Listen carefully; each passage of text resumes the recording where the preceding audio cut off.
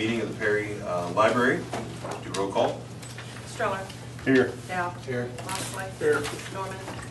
Nation. Here. Wade. Here. Warner. Here. Johnson. Here. All right, I declare quorum, and with that being said, tonight we're going to open in prayer with Bill Stroh. Pray with me, please. Most gracious Heavenly Father, I thank you for this evening. I thank you for this wonderful day you've given us. I want to thank you for all the blessings that you bestow upon us each day, the blessings we know of and the blessings that we don't know of yet. I thank you for the opportunity as a council to represent this wonderful city that we're all a part of. And I ask you that you guide us tonight in making decisions that will glorify you through the city of Perry. I pray all this in your Son's name, Jesus Christ, our Lord and Savior. Amen. Amen. Amen. Thank you, Bill. The first item on our agenda is our consent agenda. Are there any items wishing to be removed? Make a motion to approve the consent agenda. Second. Okay, a motion and a second. Vote, please. Stroller. Yes. Dow. Yes. Moxley. Yes. Norman. Nation. Yes. Wade. Yes. Warner. Yes. Johnson. Yes. All right, we'll move on to the next item for comments from any of those assembled in our audience tonight during our meeting. All right, see none, we'll move on to the next one. Next item is our quarterly report from our great librarian, Ms. Pamela Reed. Thank you. I like that introduction. So whenever I was talking to Dixie about what I should talk about tonight, Dixie said, "They just want to know that you're working." Amen. I can reassure you that we are working. So first I'm going to talk about the ongoing projects, and then I'm going to talk about some things we've done monthly. During the first 3 months of 2014, we added 668 items to the collection with a value of $10,358. We are continually discarding materials to make room on the shelves for new materials. That's an ongoing project, and it will be ongoing for quite a while. We have all been to trainings and workshops. Whenever I started, they were behind on overdue notices. And we have worked diligently. The first month in January, we sent out first notices. In February, we sent out second notices and first notices. And in March, we sent out third notices, second notices, and first notices. I worked on these so that I could prepare the workflow so that everyone else in the staff documented them. Everyone else could work on overdue notices. And since our overdue notices have went out, materials have been returned to the library. Like I said, we're working on writing procedures and putting them on a shared drive so that every employee has access to how to do different jobs, cross-training. In January, we received new DVD security cases. The DVDs are unlocked with a special tool, and now it's much easier to run a video store at the library because now we don't have to go find the real DVD and put it in the case. Now we just unlock the case, and it makes our workflows much faster. Linda Branson and I went on a field trip to 3 other libraries to see how their books are arranged, to give us ideas of how we want to do our children's department. And 3 staff members attended a customer service training in Perkins, Oklahoma. In February, Hugh Merrill began the process to get E-rate for our next funding cycle. I met with a representative of the state library to ask a plethora of questions. We updated the web page, and I spoke to the senior adult luncheon at the First Baptist Church to promote our library and literacy. March, we converted to the new library interloan library system where we borrow books and we loan books. The technology is changing, so we went ahead and we converted. We initiated new standing orders for large print and audiobooks. We received the new library cards with pictures of our historic library. Linda Branson distributed free RIF books to kindergarten to 6th grades. Began sorting and coding books by reading levels to make it easier for parents and children to find the correct reading level. Submitted an article promoting the library to the Perry Daily Journal, and they published it on the first page. And we increased our circulation from March a year ago. And that's it. All right, anybody got any questions? have one. Okay, And I should know the answer to this. So are the new library cards already Yes, available? yes, they're available. Please stop by the library and get a new library card. If you are a resident of Noble County, your first card's free. Replacement cards are $3. But through the month of April, we have a special. Replacement cards are also free.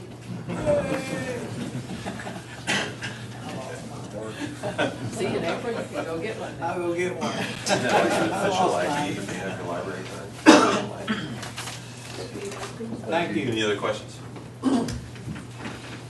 Well, we're going to move on to item number 6, and this is the new library policies and procedures manual. And I know many of you guys have studied this diligently and looked through this, and you see that there's probably a lot of things drawn through lines. And so kind of what we'd like to do tonight is to maybe discuss anything in here that you guys would like to talk about tonight, and then maybe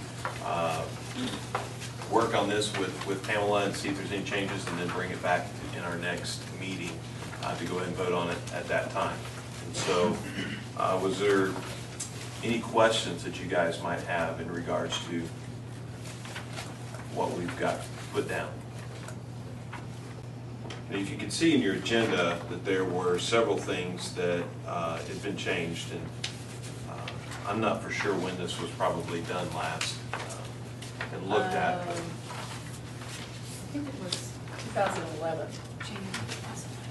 Okay. Oh, that's even older, January 2009.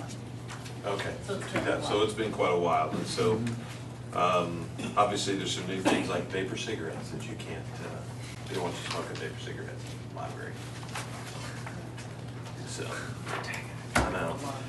And we're a non-marijuana state, so we don't have to look like that. We're that to mess with that in Colorado. Yeah, I think a lot of the changes were to clarify or to update, you know, sometimes there's questions, you know, that Pam and the library staff members receive, and so they know the most frequently asked questions, and so a lot of times that's, you try to address those in your policy manual, or if there's been issues that you've had. Some of it's reformatting, you know, it's just kind of a little bit of a variety of things. You know, ebooks was something that Yeah, did not that's good. exist whenever these were updated back in 2009, did you say? That's a long time ago. Yeah. So obviously, one of the, kind of towards the back, and the meeting room policy, there were a few changes made on that that I think will be helpful. So the unattended children, you know, there were some age, we reduced some of the ages that were in that section so that they could be either unattended or there with a responsible adult, so those were some changes. We're going to now offer notary services at the library where we hadn't offered that before. A lot of it stays the same, but, you know, there were a few changes that we felt like, you know, would be appropriate, so. Okay. There is one thing that I would like to bring up, and probably, to be honest with you, just to be fair with everyone, there were some changes on age for children in the library, and it probably what sparked a lot of this was I just called Mary to ask her about it, and she said, well, we probably need to look at our policy as to what that is. And I really appreciate Pam looking into that and going through this. I know this has been a lot of work, and so she, and Pam, you can feel free to correct me if I'm wrong on this. It was at our old previous manual was a child being unattended, I believe it was 14 or 15 years old, that they had to have a parent in the library. And we've moved that down to, as you can read, children from 11 to 12 years of age can be in there without supervision for a limit of 2 hours per day. My question in here is, and I'm going to be absolutely honest, I have a young daughter that is below this age limit that has attended the library many, many times. We may let her go in there for an hour or so, and at this current policy, she is not going to be able to go into the library unless one of us is with her. And I know that there's a lot of reasons I'm sure, for changing and doing things different. One of them is probably the safety of the children.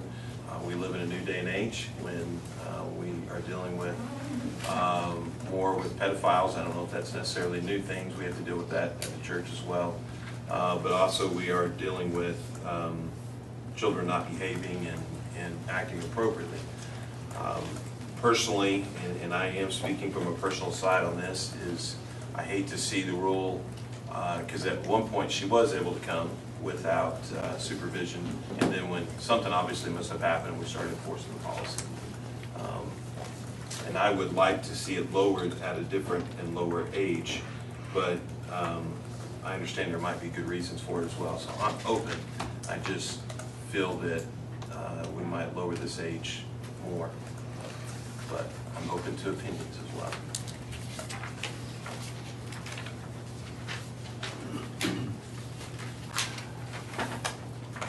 Pamela,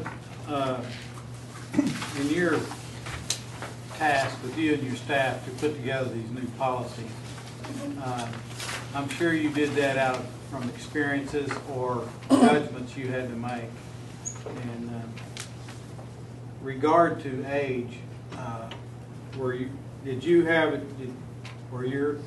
corrections are on this page. I'm sorry I don't have a page number to tell me where it is.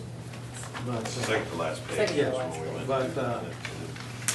it seems we have 8 and 10 in red. Are those your comments and your staff?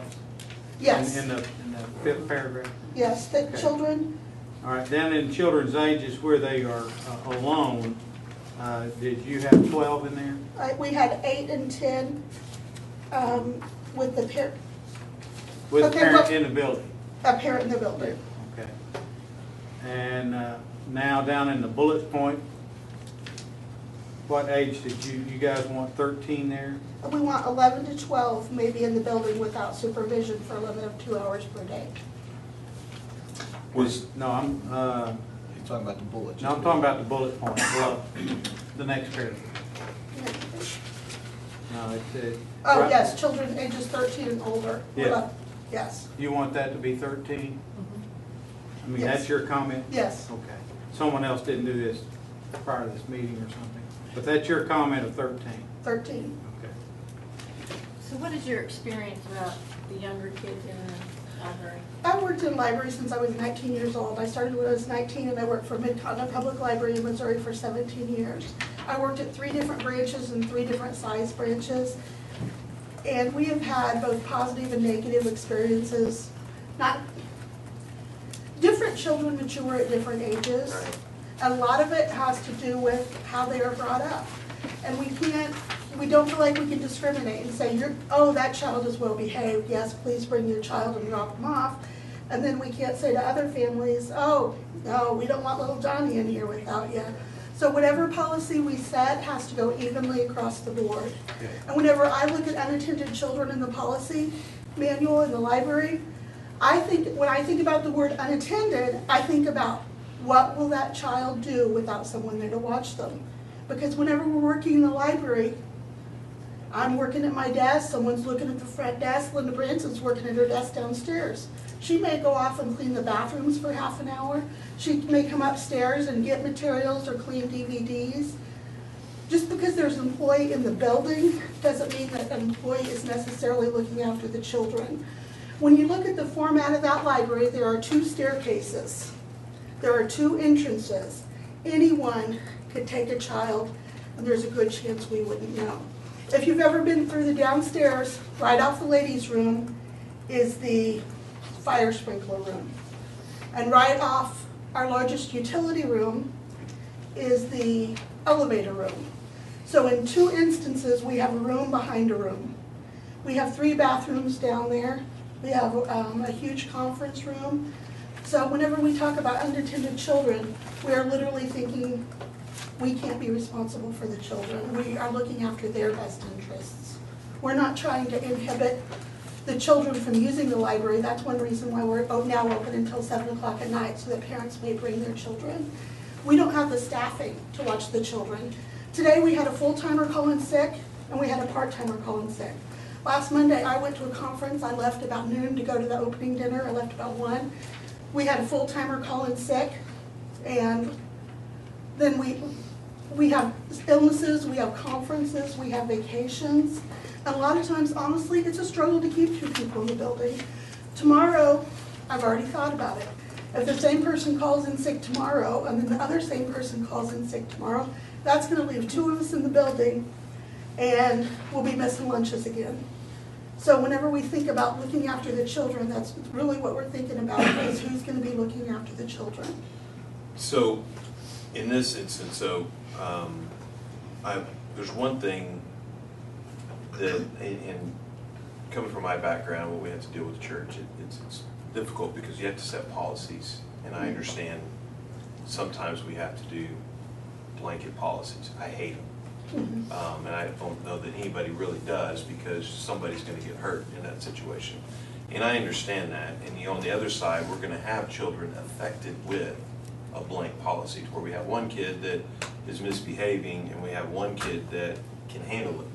And this kid that can handle it is going to be left out because the child that's misbehaving, instead of putting those 2. And so that's a little bit where I'm coming from. And I mean, Pam, understand, I think you're doing a wonderful job. And this is just a small thing that with me, we're talking about. And I don't want to waste a lot of time tonight, but we haven't been able to talk about this, and this is the format that we're able to. And so, but I just feel like some kids are suffering. When this policy went into effect, my oldest son, who they were in the library often.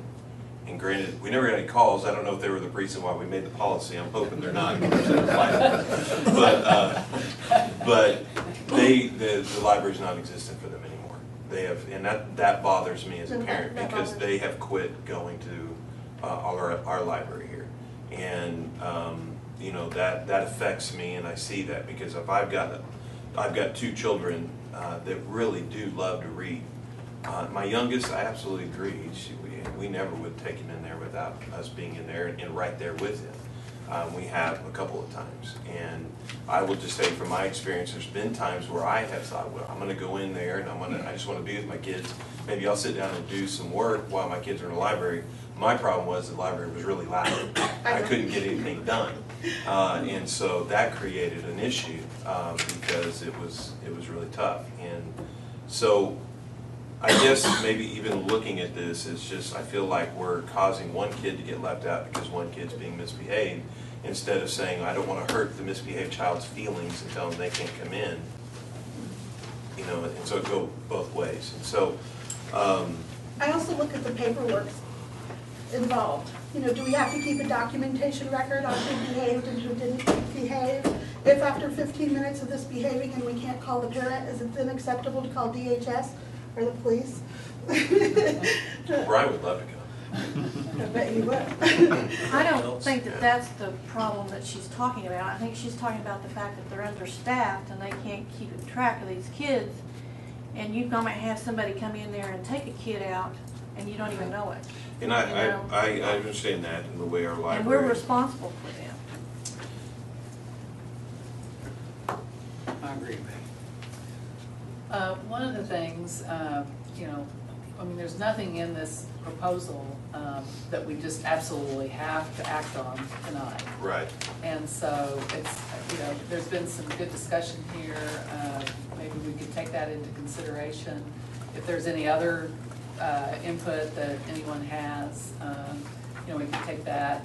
And maybe we just post the proposed changes over at the library for patron comments, you know, and then bring it back, you know, at another time. That's just a thought, you know, whether or not that's something that the library board, I almost said council. Well, if you do start having to, I mean, if you don't make it a blanket policy, you know, where to, I mean, it's the same for everybody, then just, I mean, my experience from stuff, anyway, if you're gonna discriminate against from one or the other, you're really gonna have to make sure you document very well you're gonna have a lot of documentation in order, because if not, it's just your word against, somebody else's, and I think That's good. you gotta be careful there. So if that is what's decided, I think you're definitely gonna have to change your documentation as to why you chose Johnny to not be able to come back to the library unless he's got somebody with him. Well, and I don't think we can even do that, can we? Because That would not be my preference. we'd be opening ourselves up for lawsuits to get that. Well, you're gonna be either way. I mean, the only difference to me would be you'd have document. That's what I'm saying. If you don't make it a blanket policy, if you just come up and say this one can't come anymore, and your answer can't be just because they've been acting up. Well, tell me why. What have they been doing? If you don't have no documentation, you're better, if you're not gonna make a blanket policy, you're better to have documentation than not have nothing at all, because then you are discriminating. I hate, I'm a, policies and procedures, when people tells me it's against our policy, I start trying to recite my policies to them. I don't accept their policies usually. So, as far as this is concerned, we must have a blanket policy that covers all the kids, no matter their behavior, their maturity, or whatever. As much as we who love our freedom hate policies and procedures in the workplace or anywhere else, they've proven to be the protector of the institution time and time again. I applaud you on your efforts, and you guys go back to the drawing board and see what you can come up with. Thank you. Do we just table this, Bryce? Yes, I think you'd continue it to the next quarterly meeting. We don't have to vote or anything, right? And maybe make a motion to post those policies in the library and receive comments. Public comment. So that needs to be made in the form of a motion. One of you need to make a I'll make a motion that we post the new policies for the public to see and get their opinions. second. Bring it back to the next meeting. Yep. Bring it back to next meeting. Okay, it's been motion second. We'll vote, please. Stroller? Yes. Dow? Yes. Moxley? Yes. Nation? Yes. Wade? Yes. Warner? Yes. Johnson? Yes.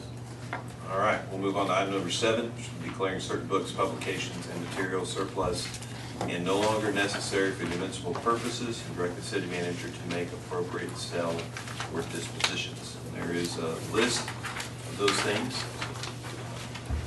Actually, it's on file with the office of the city clerk, excuse me. So, what's your pleasure? Move to approve.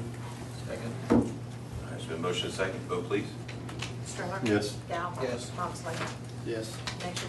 Yes. Wade? Yes. Warner? Yes. Johnson? Yes. Moving to item number 8. Motion Move to adjourn. Second. Stroller? Yes. Dow? Yes. Moxley? Yes. Nation? Yes. Wade? Yes. Warner? Yes. Johnson? Yes. Thank you. It's now 5:38. I'm going to call to order the Perry Municipal Authority. We have a quorum. Roll call, please. Stroller? Here. Dow? Here. Moxley? Here. Norman? Nation? Here. Wade? Here. Warner? Yes. Johnson? Here. First item of order is our consent agenda. Are there anything you'd like to see in the consent agenda? Move to approve the consent agenda. Second. Roll call, please. Stroller? Yes. Dow? Yes. Moxley? Yes. Nation? Yes. Wade? Yes. Warner? Yes. Johnson? Yes. Item 5, do we have any comments of those assembled? Ladies and gentlemen, are there any comments from those assembled pertaining to the public Perry Municipal Authority? Any comments from those assembled? Seeing none, next item is proclamation, accommodation, reports, and inquiries from the governing body. Ladies and gentlemen of the council, is there any comments or from you, staff? I'd just like to say thank you to the city of Perry that had you may not feel like it, but we had a great turnout for our municipal vote. Thank you for Marvin to run it, and congratulations to Gordon. Thank Any other comment? Item 6, consider approval of master services agreement and addendums 1 through 4 with Southwestern Bell Telephone Company, AT&T of Oklahoma, hereafter identified as AT&T, providing general provision, general management of E911 services, T1 service agreement, database services, and network services. Y'all recall our last meeting, we went over the E911 system and the statute pertaining to it. This is an agreement with AT&T. It has to be a multi-year agreement, which is of 60 months or 5 years. And the PMA has the authority and by statute to go into multi-year agreements, whereas our city council does not. We go from year to year on any agreements or any contract. So this gives the authority, the operating for the 5-year master agreement along with AT&T. Is there any questions? You've had this in your packet, you had time to read it, concerning this service, or any question concerning the agreement at all? I will add, this is for hardline and cellular line fees and services to our community and county. It's the same price we've been paying for the last few years, but we do get new equipment, new software, new hardware, and thanks to Sheriff Hanger, we have new furniture that is ready to install, but we're waiting on our wiring to get installed. But we should be up and running real. That is going to start. He's coming over Thursday night to evaluate everything, and I'm hoping by the weekend we can start the process. Start the process of using it or putting it together? He's got to basically take everything out of dispatch, radios, monitors, and move them out to the lobby. Then we can come in and remove the existing furniture, and then they bring the new stuff in, then he needs to come in and rewire everything. So it's going to be a... Is that a problem for you with dispatch when they do that? No, it's going to be miserable for a couple of weeks, but it's got to be done. There's no other way to do it. So we can't just pick up a radio and come over here. We got to have the state computers. You got to have agreements to have them move that computer out of that room. It's going to be well worth it when it's done. It's just going to be a process of getting it done. How's the 911 service with cell phones going to work? I mean, they're going to pinpoint right where you're at? Within about 3 feet. It's pretty close. Yeah. It's all satellite enhanced system. Same the military uses, same the surveyors use. When I first bought GPS equipment for surveying, it was within a meter of accuracy if you stayed on a point for an hour. Now that's down to about 15 seconds, the same operation with multi-satellite imagery and multi-radio frequencies. This will, if you're in your car down in a ditch where no one can see you and you turn your cell phone on and dial 911, they can find you. They can get within 3 feet of your actual position, or that position of that phone. So if you don't want anybody to find you, don't dial 911. Shut that sucker off. Name your phone. I was going to say, you better not have your phone at all with you. Comments, questions? What is your pleasure? Move to approve. Second. Yes. Stroller. Yes. Dow. Yeah. Yes. Moxley. Yes. Nation. Yes. Wade. Yes. Warner. Yes. Johnson. Yes. New business. Anyone need to bring new business before the PMA? I want to say before I leave though, again, thanks to the county officials, thanks to the city, thanks to Charlie Hanger and the Sheriff's Department. Everybody has worked a number of years to get this brought about. It was not, we even went through an election pertaining to it. It has not been without some difficulty and a lot of questions. And I think that's good for the city and good for the county. So thanks to everybody. Item 8. Move to adjourn. Second. Stroller. Yes. Dow. Yes. Moxley. Yes. Nation. Yes. Wade. Yes. Warner. Yes. Johnson. Yes. And I must correct our own clock up there. I said 5 o'clock or what, it was 6. And now it's 6:45, and we're going to call to order the meeting of the Perry City Council. Roll call, please. Stroller. Here. Dow. Here. Moxley. Here. Norman. Nation. Here. Wade. Here. Warner. Here. Johnson. Here. I declare quorum, and I need on item 1, the consent agenda. Are there any questions concerning to items A and B and their subparts? Motion to approve the consent agenda. Have a second? Roll call, please. Stroller. Yes. Dow. Yes. Moxley. Yes. Nation. Yes. Wade. Yes. Warner. Yes. Johnson. Yes. Item 4 is comments from those assembled. Does anyone in the audience wish to make a comment before this council this evening? I would. Your name, please, and your address. My name is Michelle Westbrooks, and I live at 124 Skyline Hills Avenue. Thank you. Go ahead, Michelle. We bought our house in June of 2012, and we've been receiving extremely high utility costs, and our house is totally geothermal. And we have a total of 5.5 tons for a 3,900 square foot house. My husband's disabled. He's an emergency man that ended up getting JP5 and ended up contracting multiple myeloma cancer. So he's on a fixed income. He's not here tonight because he's in Vegas because he just had surgery. I just paid a $1,500 electric bill. I had to choose between my mortgage payment or my utilities. I only bring home less than $400 a week. I took $449 this week to pay the remaining balance of my electric bill this morning.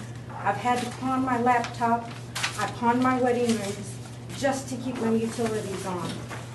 I don't understand why nobody can answer the question of why I have an 80 multiplier on my home and it's geothermal. I've had the engineer at KM Shillingford, I paid them $532 to come test my geothermal units. Since I've been in this house, we have probably put in about $5,000 worth of work on our geothermal units and our utilities. Part of my bill this month was the city called me and said, "You have a water leak." Oh, I did? I just fixed one. A plumber was coming out to fix my septic line. He didn't tell me he busted my water line. I was told they would work with me on this bill, and the most I got was $385 off my previous bill and nothing off this bill. And then on top of that, this morning, because I was sick this weekend and couldn't take my money into the drop box, on my way into work, I decided, okay, it's 8 o'clock, I'll just walk it in. I got hit with a $40 charge that I have to pay or they're gonna shut my electricity off. I've lived in Vegas, I've done commercial real estate, and with digital meters, I've never in my entire life ever had one of my $25 million properties ever had an 80 multiplier on it. I've had homes as big as this one in Vegas. It gets 120 degrees out there. And it's a regular standard AC unit, which sits out in the sun. My highest electric bill out there for the same amount of square footage, $350. And they track that electricity in from California. And we bought the home here to get my husband out from under stress. And it's not doing him any good, and it's now affecting my health. I just would like somebody to work with us and give us the answers we need, or to please release our lines so we can obtain affordable energy. My husband's been cussed out, said they won't release the lines.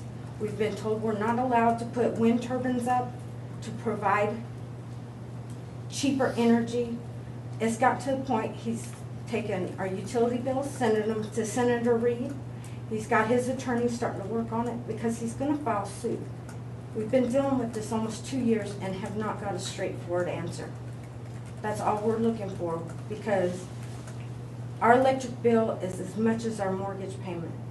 and we make the money, but we have other bills too that we've got to pay, and I'm not able to do it. Thank you for your time. What is your average bill? My average bill, well, for the last 3 months, they've said I've used 5,760 kilowatts of electricity. So what's the, how much do you pay, Joe? The last 3 months, $565. Before that, it was 800 and something, because last January, they said we used 8,880 kilowatts. See, with geothermal, you should be paying probably $150. We know that. This is my bill. I have my bills that if anybody would like to look, and you can see, I use 72 kilowatts according to their meter readings. Then you divide it by what they say I actually used, and it comes up to an 80 multiplier. And what is the 80 multiplier supposed to be? They say that gives them a more accurate reading on how to charge me. Those are my current bill and my last bill before that, because I have to get an extension to pay it. You made the comment that someone cursed at your husband. Yes, somebody down at City Hall used the F word at my husband. How long ago was this? Oh, last year. Because when we first moved in there, we moved in the end of July. Our first electric and water bill was $1,000. $456 for the electric and $456 for the water. We didn't do anything. This month, it's just me and my daughter there. We turned off the geothermals, except for the other day, because it got to 66 degrees in my house. We haven't washed clothes in a month. I haven't cooked in a month. And we have been in my bedroom with one TV on and one night light. And then before we go to bed, we turn off that TV and we turn off that night light. And there's nothing else going, and they're still saying I use 5,760 kilowatts of electricity. Well, I'll commit to you, Michelle, that we will investigate thoroughly and completely and try to find some way to give you some relief in this matter. I appreciate it. That's all I've been asking for almost a year and 10 months. Because this council is made up of people who feel like you shouldn't have to make those type of choices. Well, it's kind of bad because I got my bank calling me for my car payments. You know, I've had to stop paying everything because it's either electricity to water my animals and to be able to bathe myself to go to work and having a long clock to get up to go to work. Or, you know, my husband sent half the mortgage payment to me this month to help me with the electric bill, and we were still short. Well, I want to issue an apology if someone actually cursed at your husband. That's unacceptable. And I'm sure that with the staff we have there now, that will not happen. If it does, you need to report that immediately to the city manager. Okay.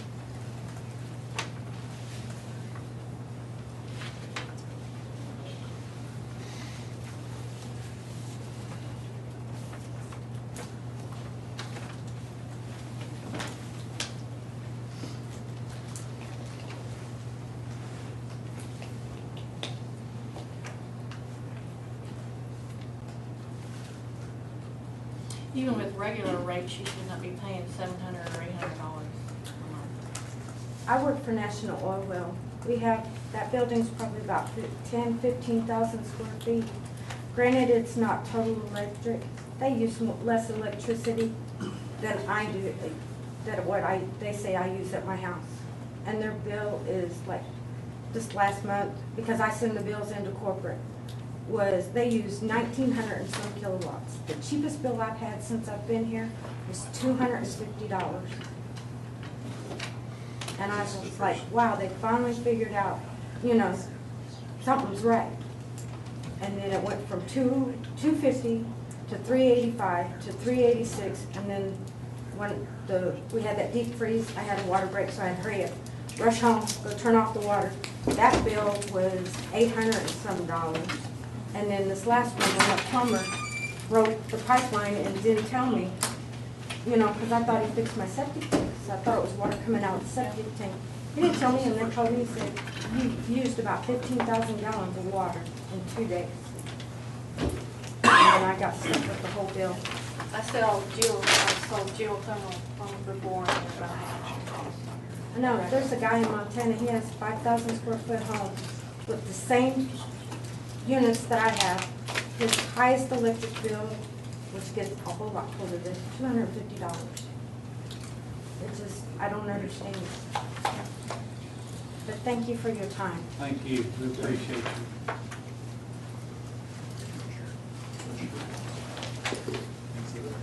Anyone in the audience need to make comments before this council tonight? Anyone want to make comments before the council tonight on any subject? There's no sermons. Pull one out of my pocket. I knew you could. Well, thank you very much. Michelle, thank you very much. I appreciate you. Under the next item 5, proclamations, commendations, reports, and inquiries for this body, we have a proclamation we are making. It is for Mental Health Month 2014 for the month of May. Is Ms. Cuckoo here? Maybe. I guess not. I'll be presenting this to her. This is a proclamation, Mental Health Month 2014, Pathways to Wellness. It is by proclamation we are declaring in the city of Perry the month of May as Mental Health Month in the city of Perry. And so we're going to do that today. I'm not going to read it. If she's here, I would, but this is the proclamation. We will send a copy of this to her, or a original signed copy to her. And with that, Amy is the director over here at the little office they have. Edward Fair. Edward Fair. And maybe we can make an appointment, we just go present it to her at Edward Fair. But the strategic plan that the hospital is involved in, that is one of the major issues in this county, is mental health treatment for our citizens in this county. And there are some things coming out in the future on that through Amy and through the hospital. And you need to be looking forward. We're looking for ways of even getting treatment or advice through the internet, through a mental health consortium that is composed of psychiatrists and psychologists who are available on the internet, even through Skype, to talk to patients or their families. That'll be coming online real soon, and I just want you all to know it. The mental health family or healthcare folks around Oklahoma are looking into this seriously, because we do have a great need nationally for mental health issues. I just wanted you to be aware of that, and we are sending a proclamation. Item 6, city manager comments. There's CM. First, it's coming Saturday, citywide cleanup. Bring your unwanted items to the street department, 301 South 8. That could be a lot of things: furniture, appliances, old carpet, barbecue grills, mowers, scrap metal, vacuum cleaners, latex paint, household items large and small, tires off the rim. We don't accept the rims, or the tire person that's there to collect those doesn't like the rims. And a general junk of a variety of things. If you have brush or yard waste, use motor oil, hydraulic fluid, antifreeze. Take that to the convenience center, 1601 East Boundary. So generally, that's always an opportunity, anytime, all year round, is to take those items out to the convenience center. I always have to be, the no things you can't bring, commercial waste, herbicides, pesticides, other toxic chemicals. And the most important part of this is that elderly and disabled, we will come to your home and pick up the items that you have collected, that you are ready to get rid of. And all you have to do, call in City Hall, 336-4241, get your name on the list, and on Saturday morning, we'll be by to pick those items up and take them to the drop-off site for you. So please, we want to make sure that everyone that's wanting to take advantage of this opportunity can do so. We've been on a big Clean Up Perry campaign, and so hopefully we can. What I'd love is the cars and the vehicles would be lined up out to the street, out to the highway all morning long, and just keeping us busy unloading their items. Last year was my first year to participate in this, and there was a lot of unusual items that got thrown away. And I won't go into detail, but I understand that one year there was a boat that got fed into the garbage truck, and it chewed it up, took it, didn't have a problem. I don't know if we want to tell Mr. Davis that, but anyway, so please take advantage of this opportunity. One year it was kind of funny, Vicky's here. Vicky and Kyle Gole and myself got dispatched to this house, and there was a piano. I still haven't recovered from that. Well, and speaking of that, if anyone here in the room, around the Horseshoe, would like to volunteer, we're happy. We'll have gloves for you. We'll be ready to put you to work. So New pair of gloves. Yeah, new pair of gloves. We might give you a couple pair of gloves because you might wear one pair out. So.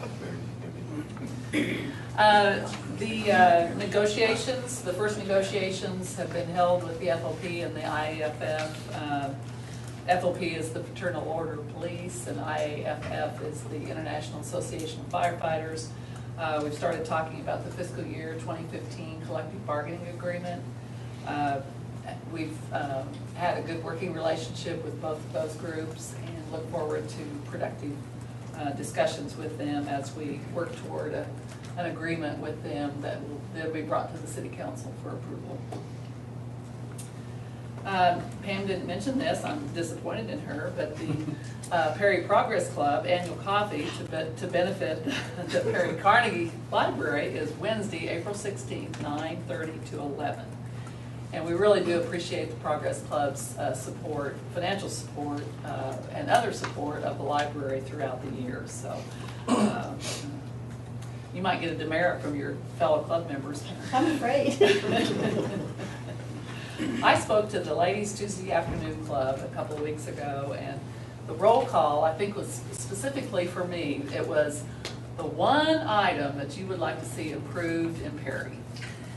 And I got some great answers. And I was busy writing them down, and so I'm bringing that list to our first council budget meeting so that you can know what's on the minds of our. I take it was more than one item, right? Well, it was. The road crossings and the trains, that was the number one. I think it got like 4 or 5, and so. Colleen, What are we bringing that up for? Get all red-faced again. Well, at least you know you're not alone. So, You and the old ladies. anyway, and a lot of the things we're already working on, which really made me feel good, because they're, they'd like to see some things improved, and then something that we don't have any control over, and I kind of wish we did, but we don't, is the price of fuel in Perry. They were a little upset with the price of fuel in Perry, so anyway. And so moving on, last week, the east-west alley that's a half block north of Delaware and 6th was rehabilitated. That was kind of a project that got put on the back burner when we ran into some issues there. It was part of the project when ODOT contracted with Evans and Associates to take the 6th Street from Fur onto north of Perry. And so we piggybacked on there with the change order to do 6th Street from Delaware to Fur and then this alley. So finally we were able to get that done. The primary purpose, it's a nice smooth alley, but the primary purpose was to fix some drainage issues in that area, and it will even take care of some drainage issues that's there by Bakehouse, 611. It'll take care of some drainage issues there.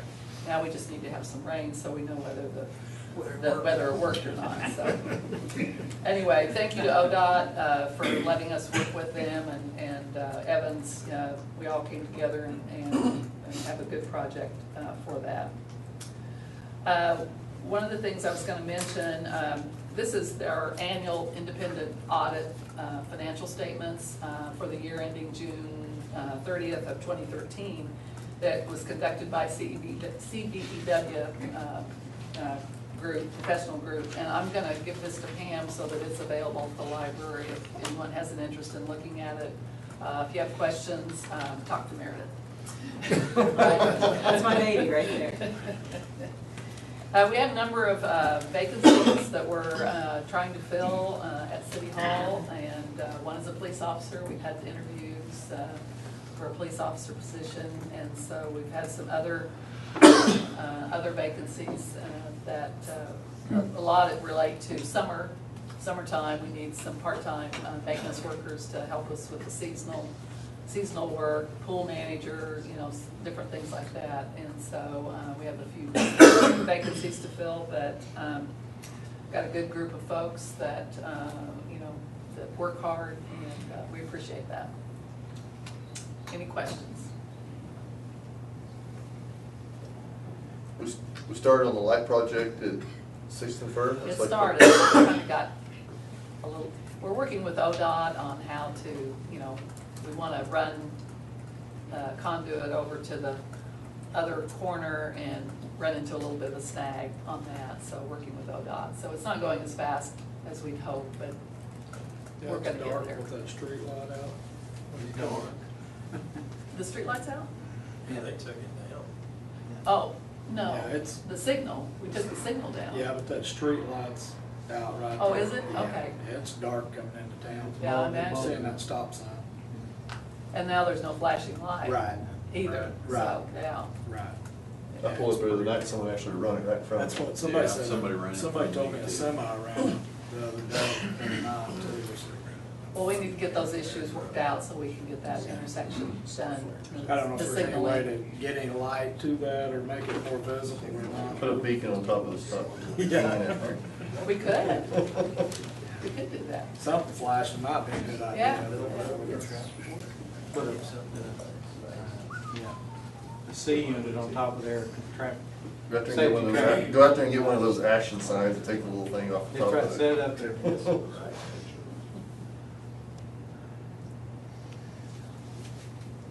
I have one lady that asks me about that signal every time I see it. They started digging holes, they're trying to pull wire through conduit now. And that old conduit and new wiring is kind of a problem. They'll work it out. Any other comments? I'm done. Any other questions? Thank you, Mary, appreciate it. Now we're going to a fun item. This is item 7, concerns pertaining to planning and zoning. Receive recommendations from the Perry Planning Commission concerning a site plan of RN Concrete Products on behalf of Control Family Properties LLC regarding certain real property located in Perry Industrial Park, 20.8 acres tract directly west of 35th Street, and I might add just south of FERC. Take action on site plan. Our Planning and Zoning Commission or committee is here. David Payne. Dave, would you address Sure. council, please? We've met a couple of times concerning this application. We first met and had an administrative site plan review to see if there were any real concerns. We found none, and it went to the Planning Commission this evening, just prior to this meeting. So I don't have the written recommendation in front of me, but I'll try to recite it best I can from memory, and you correct me, Dixie, if I miss it. But it's recommended by the Planning Commission that this request be approved with relaxation of some screening requirements. And I could address that just a little bit. Remember, about a month ago, there was a new code adopted by this board that requires things that used to only apply to commercial applications now apply to commercial, special use, and industrial, with provisions written in the code that allows the, I'm going to say relaxation because I can't think of the proper word, but relaxing some of the requirements as you would see fit. So that's the recommendation here, is that as of a month ago, there are screening requirements and other such things that would apply to industrial, with provision that we can bypass those, and we're recommending that they not be required to do any screening, but that you recommend, that we recommend that you approve that request. You have some exceptions, is what you're saying too. Exceptions, yeah. I couldn't come up with the word, thank you. I have a question. Okay. What this permit was supposed to be was to allow them to put in 2 more buildings, is that correct? Yes, I was just by there a while ago and they're already up. yes. They're working on the first building. No, they're both of them are up. Oh, okay.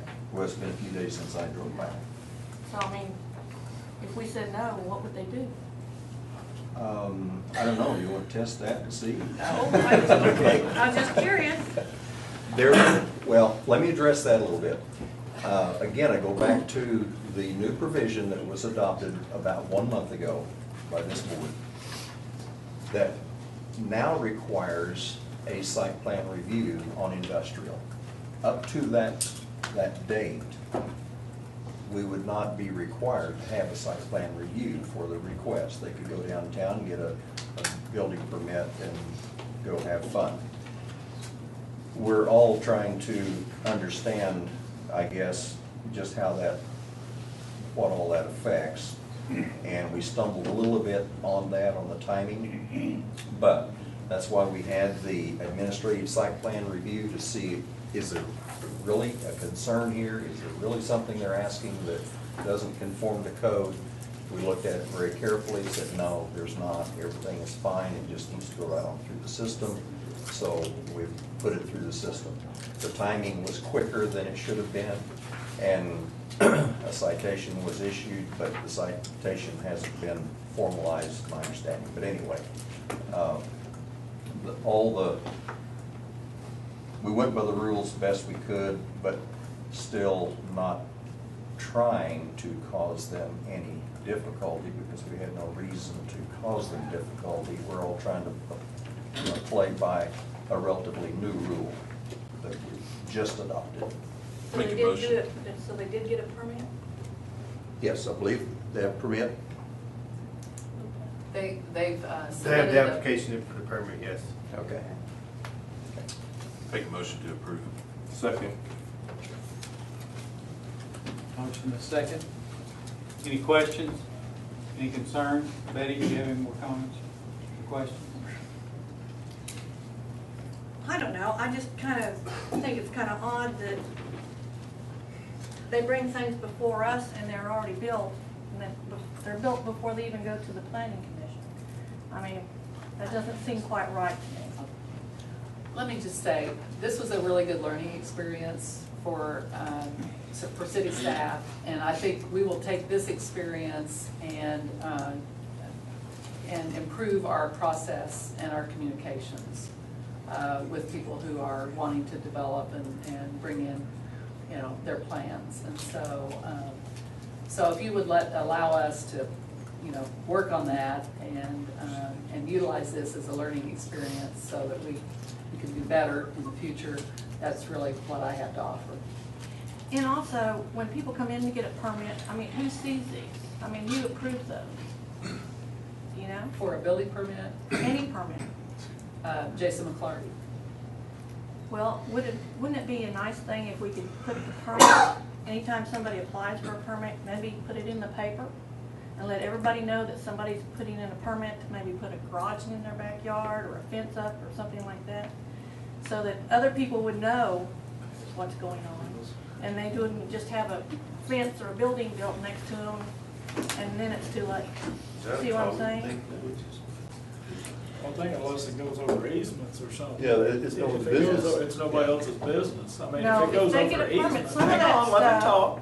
If it goes over easements, then they have, then the other property owners have to be notified. Is that correct, Jason?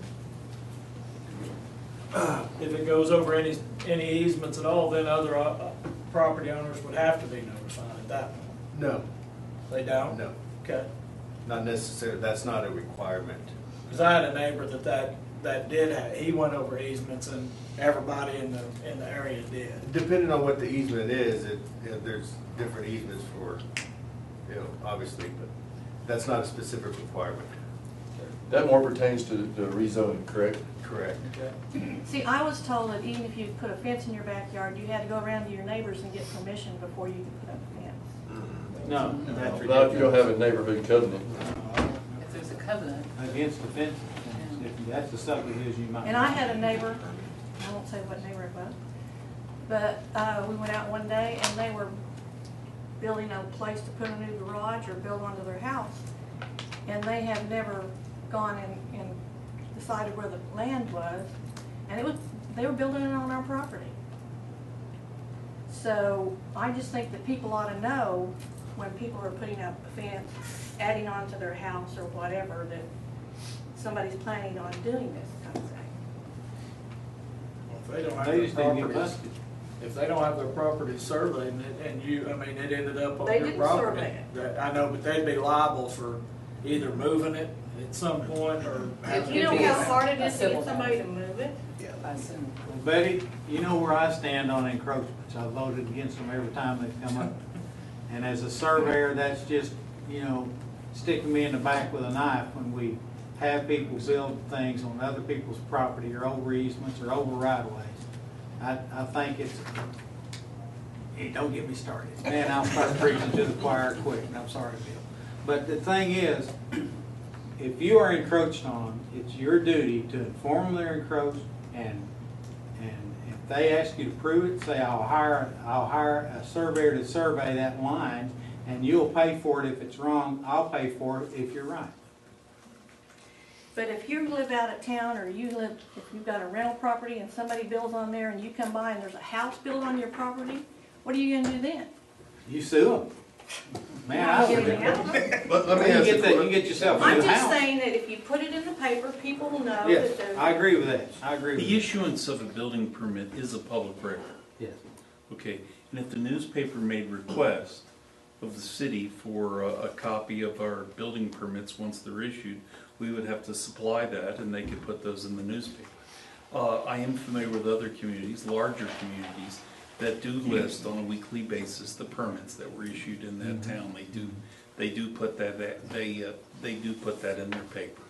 So that can be done. It is a public record. I just think it'd save a lot of problems down the road. I agree. Is it a process that Jason goes out when we issue a permit, he goes out to the site and sees what's going on? I know he's not liable for No. understanding where the survey lines are, but No. he does go out and see the project. He goes out to the site. Okay. Your neighbor's building out there, what if they got a pool permit? No, it wasn't that. This has been a long time ago. Okay. They were gonna build under their house. All right. I think I agree with you, Betty. There's one. Yes. All right, next item. We ready to vote? We have a motion and a I'm at- second. I got this covered. Are we ready to vote for any other comments or questions? Thank you. Roll call, please. Sterling. Yes. Dow. Yes. Moxley. Yes. Nation. Yes. Wade. Yes. Warner. Yes. Johnson. Yes. Next item. Thank you. You're welcome.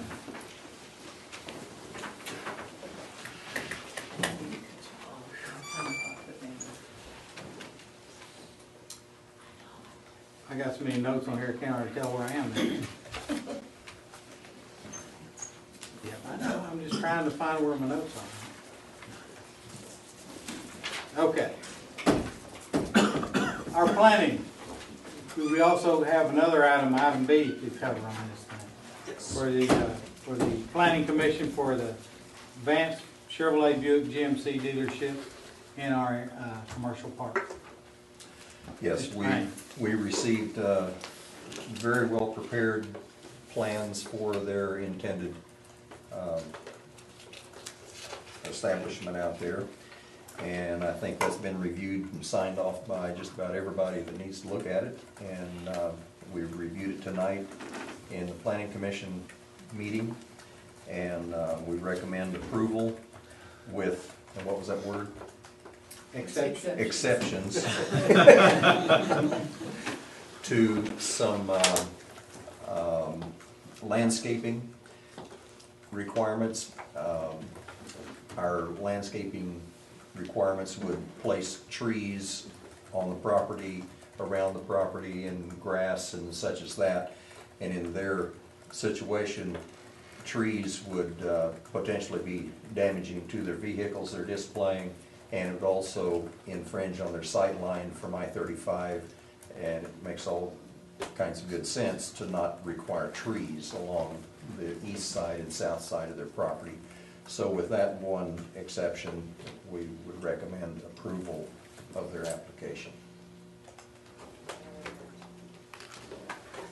Motion to approve the application. Second. Any questions, comments? Well, I might have one. Does that mean there'll not be any trees planted at all on this site? There will be some trees on the property. We have the. Oh, we have the site plans plan- here? The site plans here. Yeah, but not on.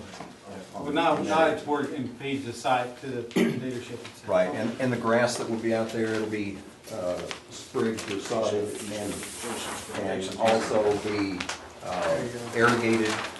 So I think the circles of trees. There's 75 trees on that. That's a lot of trees. They're not gonna be there. So the ones that we're wanting accepted would be these trees and the ones out here in the parking lot. Okay, Yeah, okay. I could say that. Thank you. I say parking lot, but it's their display area Right. for the vehicles.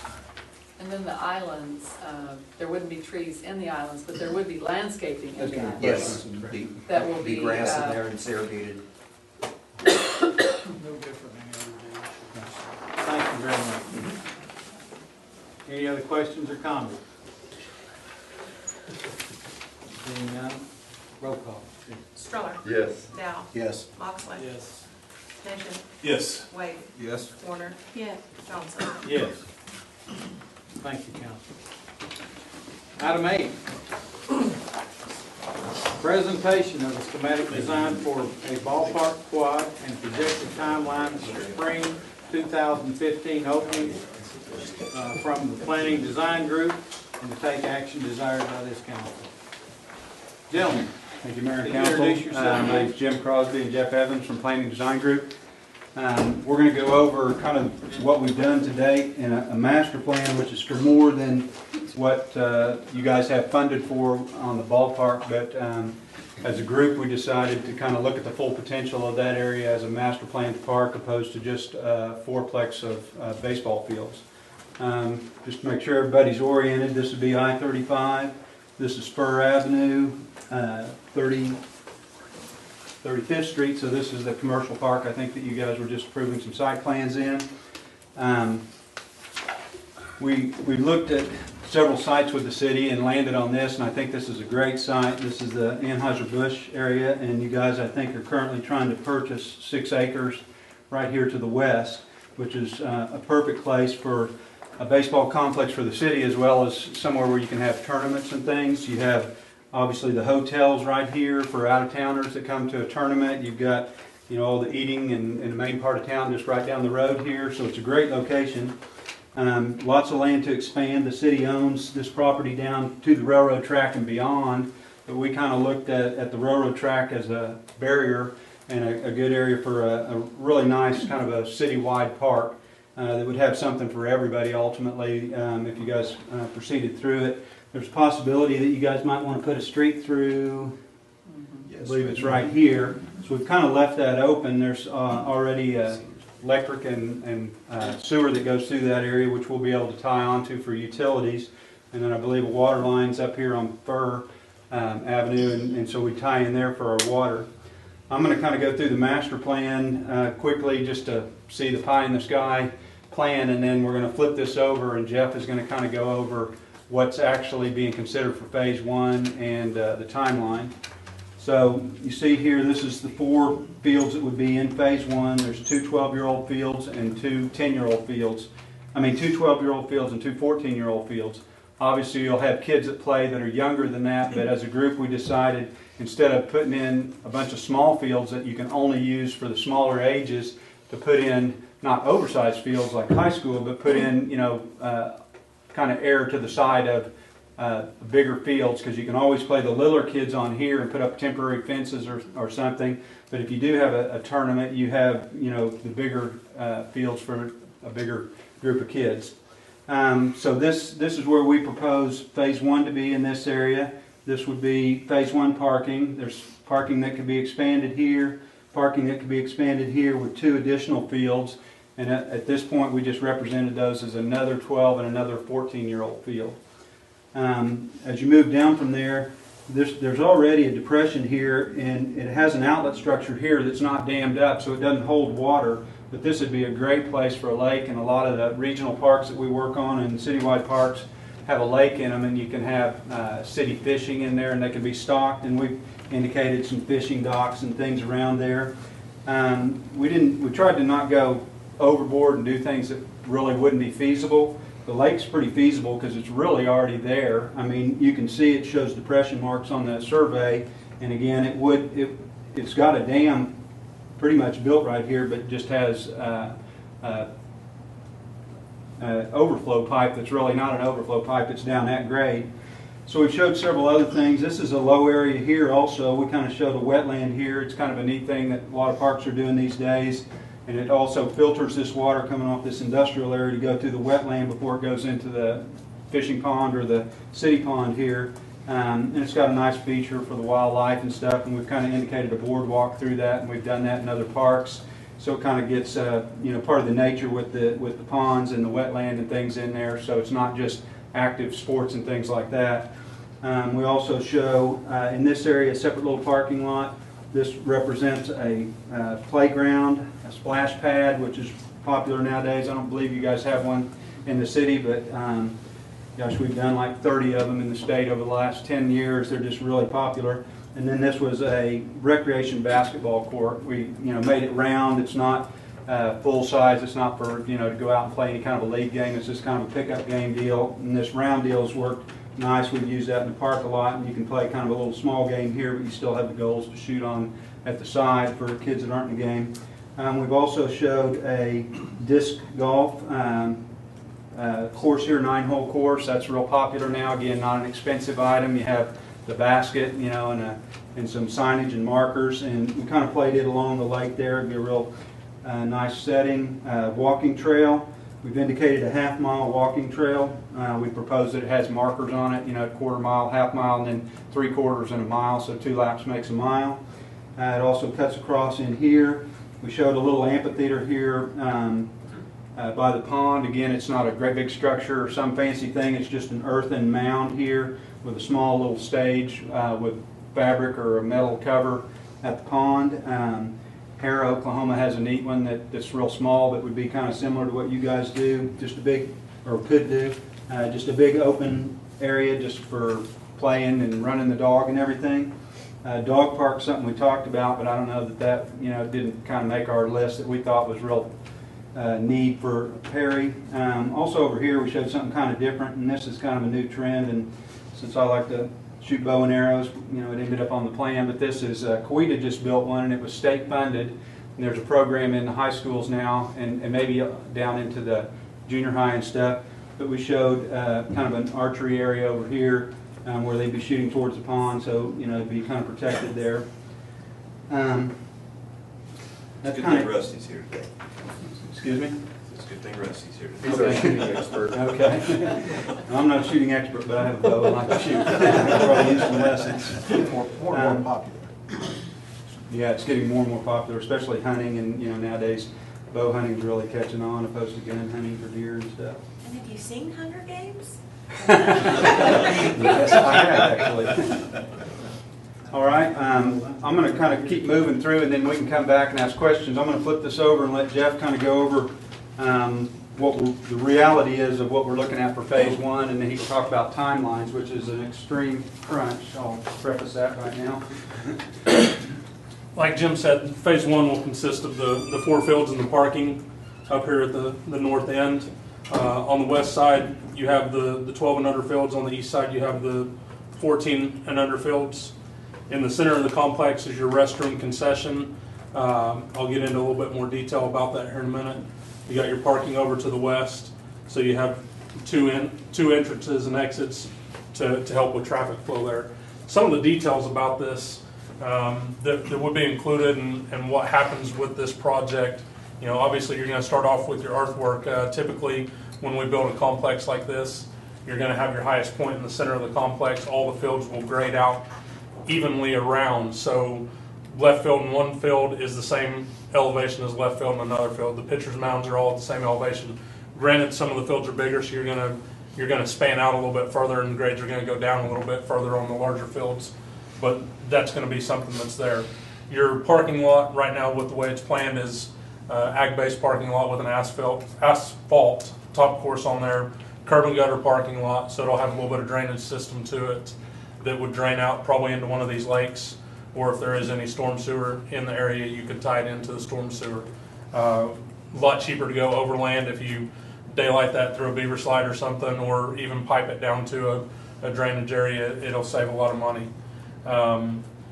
Also with this, these will all be fully irrigated fields.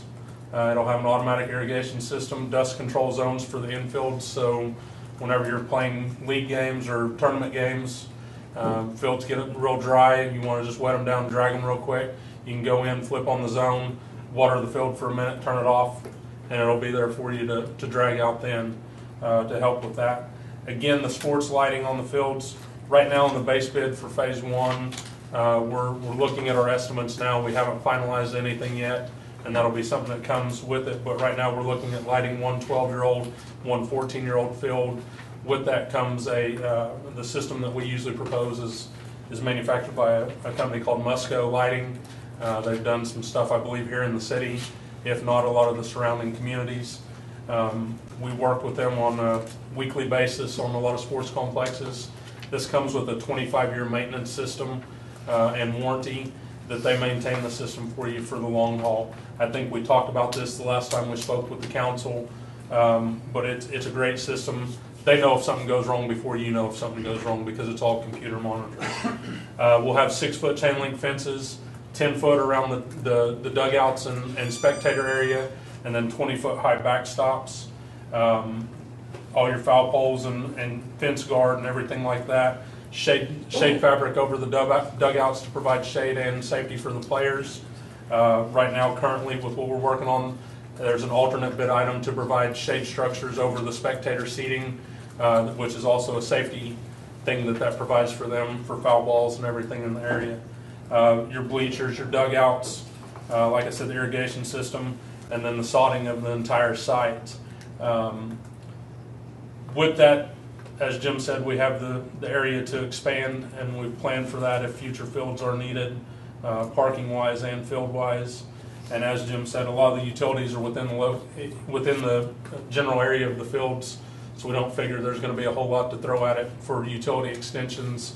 Majority of it will be service lines to serve the complex. As I talked about the concession building in the middle, that'll be an all-block construction concession building. It'll have restrooms, men's and women's. It'll have, I believe it's 2 urinals, 2 toilets for the men's, and four toilets for the women. Has a full concession area with windows coming out 3 sides or 2 sides, depending on how you want to look at it. Storage area for the concession inside the building, and it has a small little mechanical room on the back side that you could possibly store a few things in there. So that's one thing that the complex does not have as a storage area, which is typically kept in an alleyway or outside of the complex itself. That's pretty much it that goes into phase one. And again, like I said, we're working on the estimate. When we get that more refined, we'll present that to the city. What we're looking at right now, schedule-wise, for phase one of the complex, and again, as Jim said, this is one of the tightest, if not the tightest schedules that we've ever put out for a sports complex like this. And the preface was that play would begin in 2015, and what we're shooting at is April of 2015. I know most sports, baseball and stuff, usually start around the first part of April or end of March. You might have to push that a couple weeks to make this work. But right now what we're looking at is schematic design. We're here today presenting that to you all. We need to get approval of the final budget number that the city has available to design phase one, to figure out if we need to move some things into alternates or keep them in the base bid. Then we would move into construction documents once we had approval on this design and once we had a budget to work towards. And at that point, we were looking at, before we saw some things on the agenda tonight, that I guess comments are coming in by the 21st is what the goal is on this project. If we had authorization to proceed for this point with construction documents, we're looking at a schedule of 65% for an internal review among us and our consultants on all of our drawings. We would do a 95% review for the city on the 16th of May, and then we would have 100% CDs done by May 23rd, and that would be, we would advertise 3 days later on May 26th to put this out to bid. Public opening of bids on 6/20, June 20th, and then we would be under construction by the first, basically the second week of July, July 7th, and shooting for construction to be completed by April of 2015, if not before then. One of the crucial things about meeting the schedule, and a couple of things that we would need to account for in the budget, is because of the tight time frame and when things would be completed is when the sod installation would occur. And to make these fields usable in 2015, you're probably not going to have a good grow-in time in 2014 to make the fields available. So we would recommend including a number, and it's not a huge number, a couple $1,000 maybe, or less, to do an underseeding of the sod with ryegrass, so that you would have grass there to help establish the fields and use them for play in 2015. So that's pretty much everything that I have on phase one. If anybody has any questions. May I ask a question? Yes, Jim? David. David, I know almost nothing about ball fields, sports. I'm not a sports person, but I do have some grandkids. And we have never been to this type of a facility where there was adequate parking or adequate seating. So I got online to see what kind of standards I could stir up, find for that. And they seem very inadequate. So where do those come from, and what do you have provided for here? Right here we have, and correct me if I'm one of the bleachers first off. Adequate seating, we have 2 bleachers, 1 per side on each field, which I believe they're 80. They're 5 highs and they seat. They're 5 high by 15 foot long. I think they seat 60 maybe not 50 or 60. Yeah, probably less than that. You wouldn't crowd them on there, but, you know, I've had kids that went up all the way through high school. I've been to literally hundreds, if not thousands, of Little League games, and we've designed many, many parks. And most of the people, or not most of the people, a good percent of the people are going to bring their lawn chair. No matter how many bleachers you have, they're going to bring their lawn chair.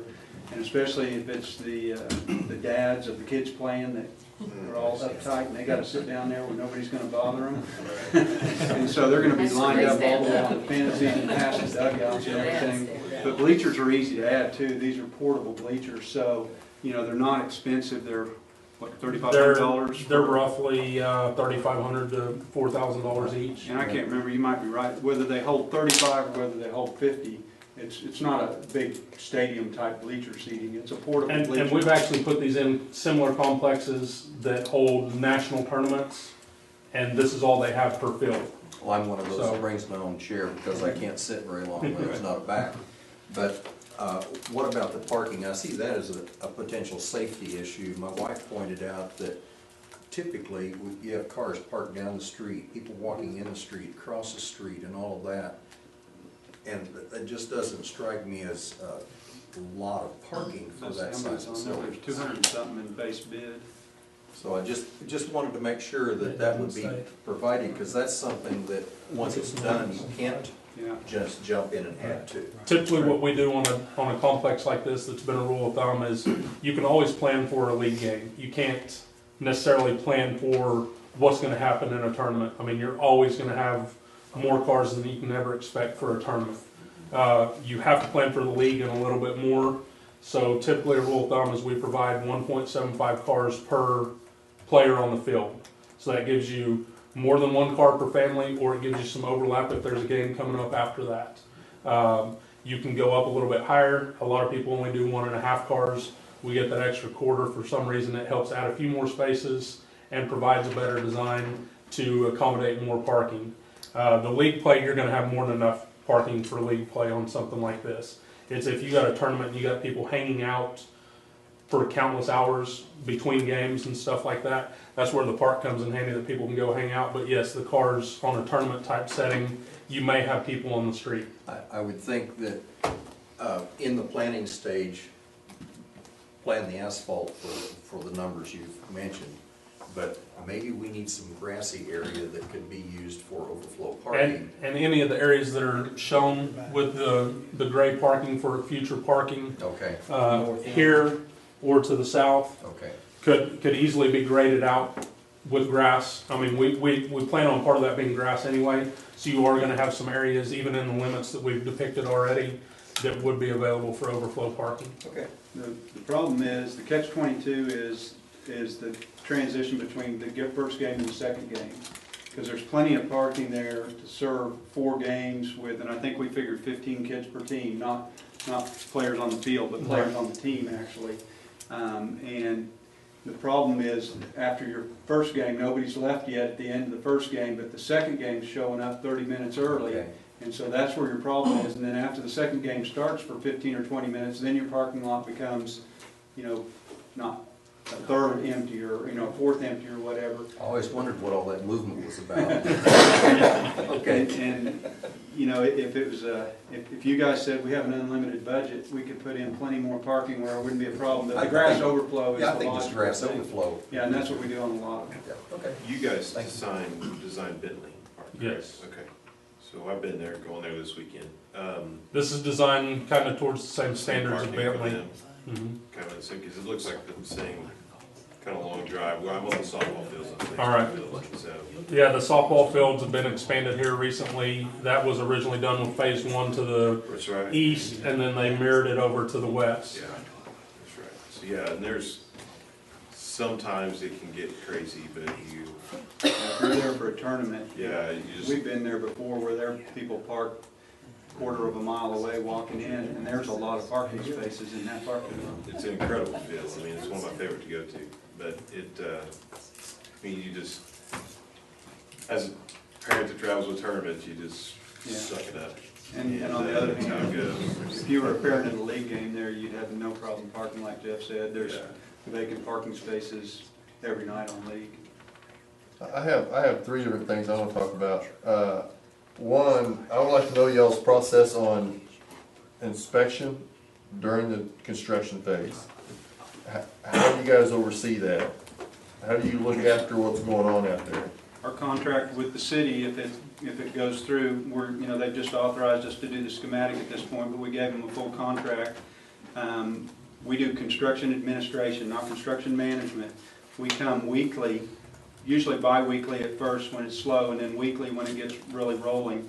So the city inspector, somebody from the inspecting department would need to go out there daily. But if there's any plan interpretations, we do all the submittals, all the pay apps go through PDG, get looked at and approved before they go to the city for final approval. All the submittals get approved by PDG. Anything, we have some forms we have a construction observation report. Every time we go, there'll be a report written that documents what happened since the previous meeting, what questions there was and what the anticipated schedule is for till the next meeting. Then we have a request for information that we give the contractor anytime he has a question, instead of going to the city inspector, which might know a lot about electrical connections in the building or plumbing connections, but he doesn't know about, laser grading of the field, or, the theory of how we graded the field or something. So the contractor submits that request to us, and then it's distributed to the city and the inspection staff and everything. And then if there's any need for a change order or some kind of a change, because there's always, and we're not here to tell you that any project you ever do, whether it's us or anything, everything goes 100% smooth, and there's not an underground something that's Correct. located or something. But we're pretty good on our change orders because the plans are pretty thorough, so they're not usually much of an issue. But any of that we would handle administratively. We would even write the change order that we'd set up at the city's form, and it would have all the signature blanks. So basically we do all the paperwork, and you guys need to have a day-to-day city inspector that goes by. If they're digging a footing, he looks at the plan, he makes sure the steel's in there according to the plan, and things that are not needing an interpretation. They're just, yes, I can see that this is number 4 rebar, spaced at certain spacing and everything. So they would do that day-to-day inspection. And then with our budget, we'd also include a line item for general testing, so that if there's, through the dirt work, you'd need a testing lab that would test all that. And typically the cities pay for that, so we build that into our budget and how that works. And so the testings that's done for that, and concrete strength is all done through those testing labs. And typically the first test, as long as it passes, is paid for by the city. Then if it fails, it's paid for by the contractor. So we have those items built into the project too. We would test each load of concrete. Typically when they're doing a pour, that you're going to test the concrete for concrete strength so that it matches what the specifications are for the project, so that you're not having concrete that's failing a year down the road. But it's not each load, it's based on a certain number of square feet. Okay. And you do a But core. They do a core of the concrete. Well, they pour a cylinder and then they Yeah. crack it at 7 days and 28 days. The second thing that I want to talk to you about is that in order for us to sell this to the public, it's going to be the wow factor, okay? And I think that you're there, except for one thing. We have no way to get in that park without getting on dirt roads. That's an issue. We've got to come off pavement to get in that park.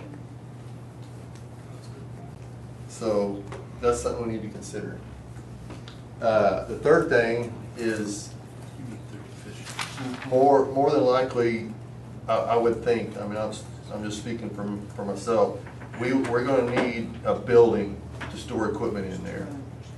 And so we may need to figure out where to place that it wouldn't foul up future phases. Yeah, we can get that onto the master plan for sure. And a lot of times we just do a metal building in that instance because it's a lot more economical. And then if it's in a high visibility, we've done several recently where we do a metal building, and then we just, like, we're using split face block on the concession. And like Jeff said, we go on the concession stand where it's bulletproof.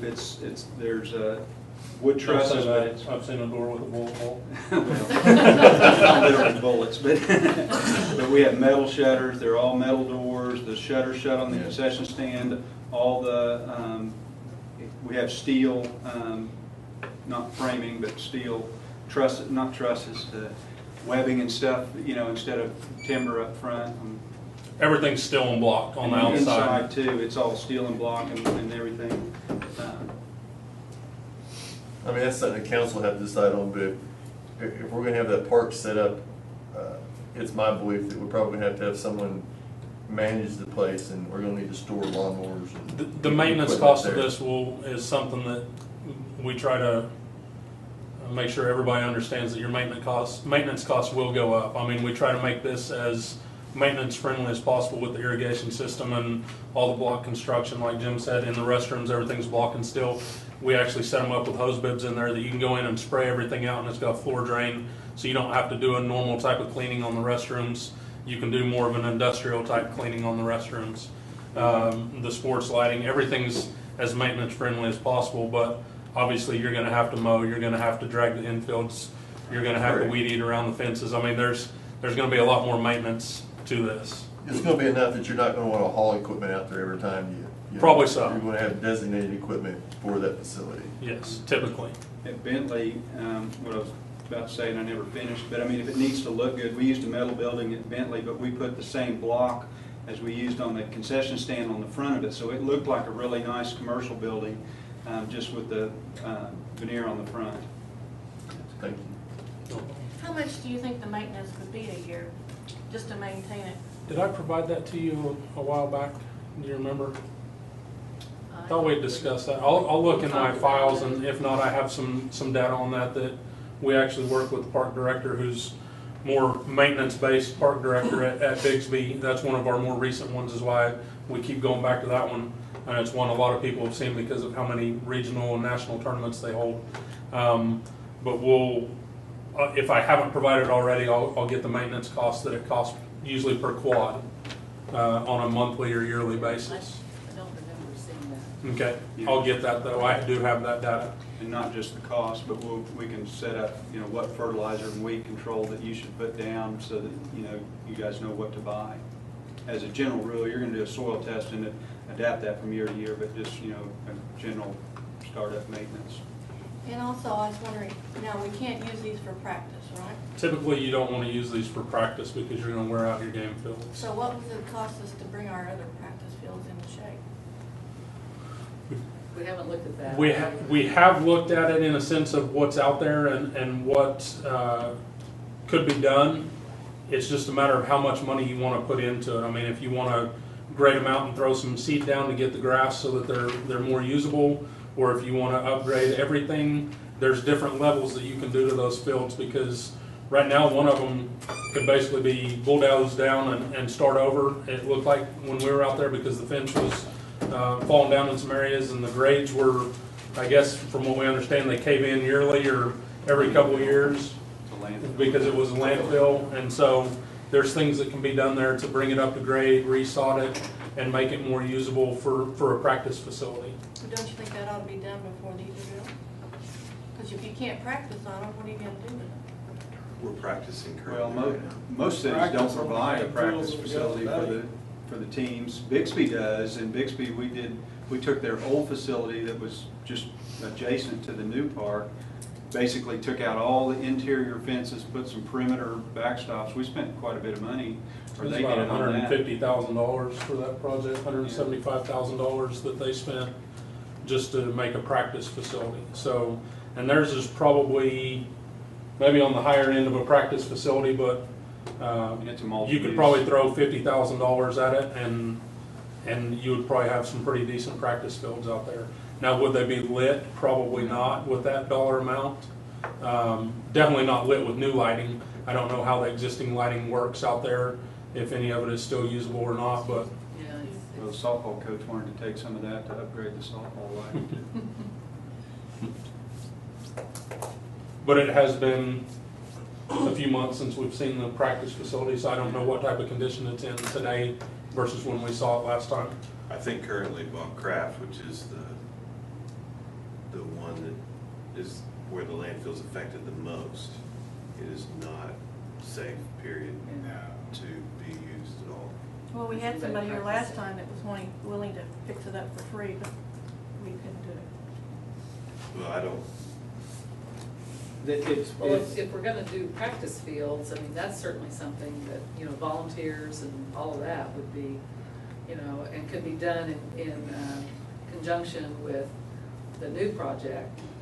As you're doing the new project, you also, could look and see what could be done. And you'd have to do some geotechnical,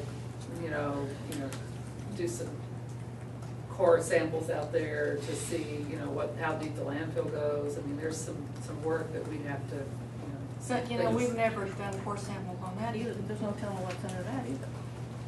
Well, that's usually part of it, and we set aside money in the budget with the city to do geotechnical testing, because we'll need their recommendations on the parking lot and the building foundation. what I really like, and especially about when we start looking at this location, is it the possibility that we continue to make and do well with tournaments, is we can expand here. And if we were to go to our current facilities and redo those, not. I mean, we're gonna be a tight fit where we are.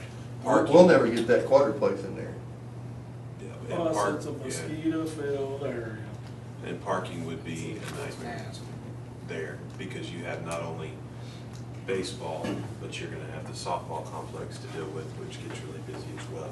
So, and I know a comment was made in regards to the old fields. The current coach, softball coach, had mentioned something about this would be great. He didn't realize that it was gonna be a swap. Basically, he thought it was gonna be a lot cheaper to build where we are right now.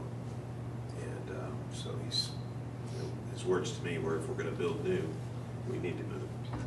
Yeah, when we visited the existing, there's virtually zero salvageable there. It would be brand new construction, as if that was a clean field. All the fences are pretty Yeah, much bad. gone.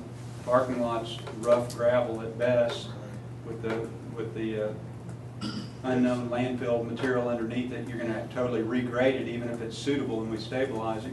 You're gonna totally resod it, you're gonna put irrigation in, so you're starting from scratch either place. And out there, like you said, there's probably only room for 2 fields versus 4. Of this design. Mm-hmm. I mean, I like the whole thing. yeah, I love the smartness of being able to keep a little bit there to add 2 fields. And I mean, if it's making money, then you're gonna make money. My idea is that we need to progress. I And agree. if we stay where we're at, we're going backwards. I agree. You know, we need to progress into the future and do something positive for the city of Perry, and I believe that this is the progression, and the other project is not. And I know the pie in the sky stuff is there, they're pie in the sky, but that's cool. Yeah. I mean, it's just neat to see. That'd be awesome to get that. And I'd love to see our grass as green as it is in that picture. That'd be cool. Get up on 'em. I need it in my house. Well, what we've seen in other communities, you know, and lots of them not any bigger than you guys. Salisaw, we're doing a project right now, which probably maybe a little bigger than you guys, but they're spending $4 million, and they got, you know, all that in a boat. But in Muskogee, when they did phase 1 at Hatbox, they raised all that money by private donations, and it went over so well that they easily passed a bond issue for, you know, $2 million or something to add on to it. Once you show the community what you've done, a second bond issue, or, you know, quarter penny or whatever you guys do here to fund it, is a lot easier when you've done something and done it right up front. Now, just curious, currently, we've got the property right behind the Budweiser plant and beyond. Are we owners of that right now? We So got we're the owning all survey. that right now? There's a 6.117 acre tract that's owned by Anheuser-Busch. We got the survey today, but we own the rest of it. Yeah, basically, there's a property line that would go somewhere about right in here, maybe a little bit further out, somewhere about right in here, and it comes back over to their fence line. And that's what we just bought. Oh, we haven't bought it We're in yet. the process. I just got the survey. We have a memorandum of Right. understanding. I got the survey. I'll be sending him a real estate contract tomorrow. Okay. I just got it today. And if we're gonna proceed, is there any way to get that survey? I will email to you tomorrow. Do In fact, we Can have the a copy of surveyor it. get us a CAD file of that?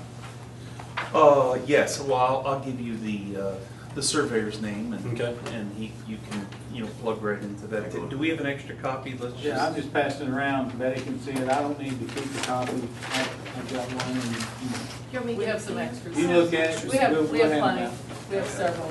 Yeah. I think Mary hit the button now on the printing machine, got about 1,000 copies.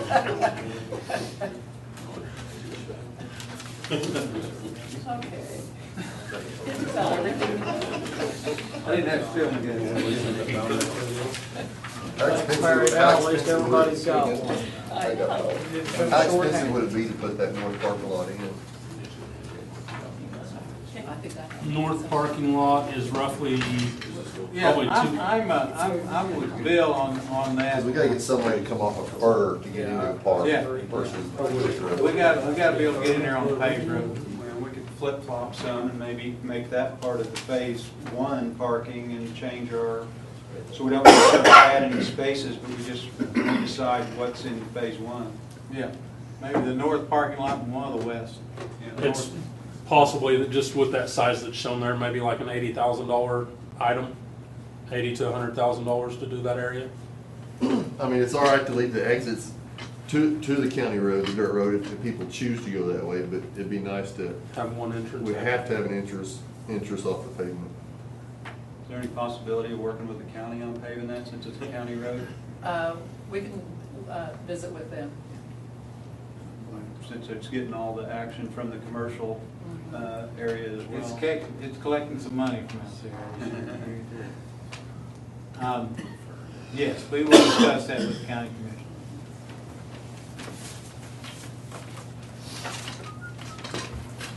I mean, it may not go all the way south, but at least for a distance, Yeah, you know. I mean, we don't go too far south just to catch our Right. entrance. Right. Probably 100 feet, like that. Well, First entrance if is we could about take it 100. down to the other If we east-west could road get down going in there. here. 60, yeah. The first one's like 100 feet off of the, Yeah, it's 150, I think, off the center line. yeah. Oh, you mean Taking the it first down to entrance? the- Yeah, even if it just got one, it's only like 150 feet, so. But ideally, it'd be good to go down, if we're gonna do an Yes. east-west road, ideally. Oh, down to here. Yeah. Yeah, you down take it that down one we there. currently have. Yeah. Would be- That's already a road. That's base, way down it's here not- though. Oh, is it? That's where it shows. No, there's, What is this? there's another one That's planned that to ball go. field. It's just south of this property, there's one planned to go right here.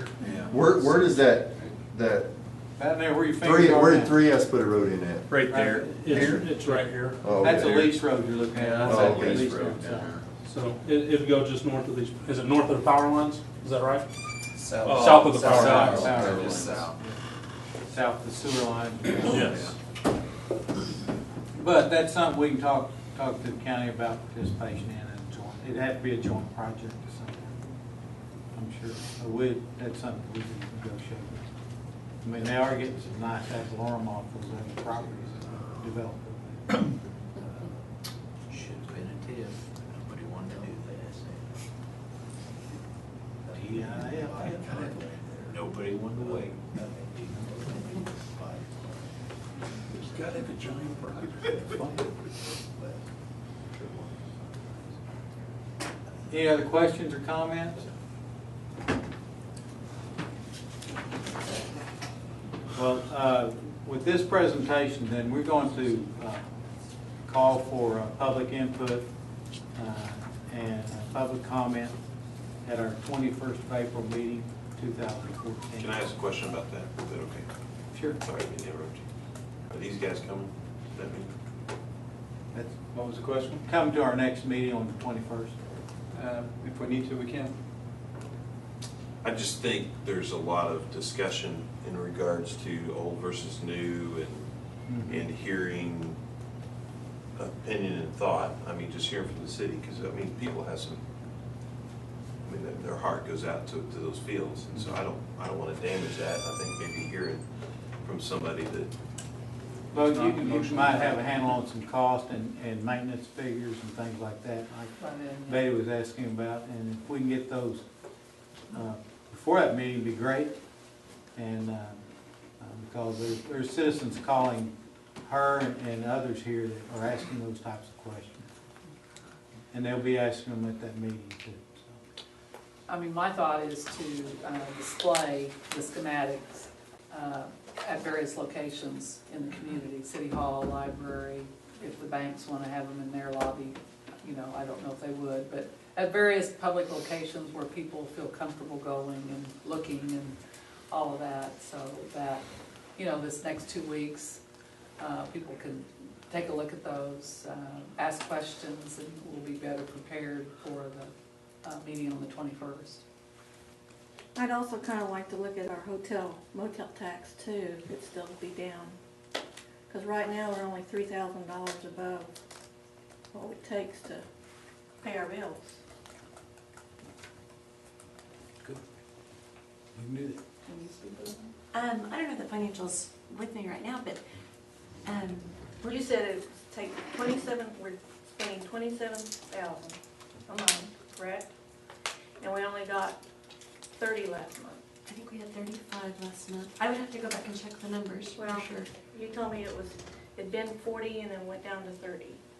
Well, if I told you that, I wasn't making it up. So I saw it off of something and read it. So I can't remember off the top of my head. Okay. So, but I will get you an update on it. Okay. Absolutely. That's good. That's important.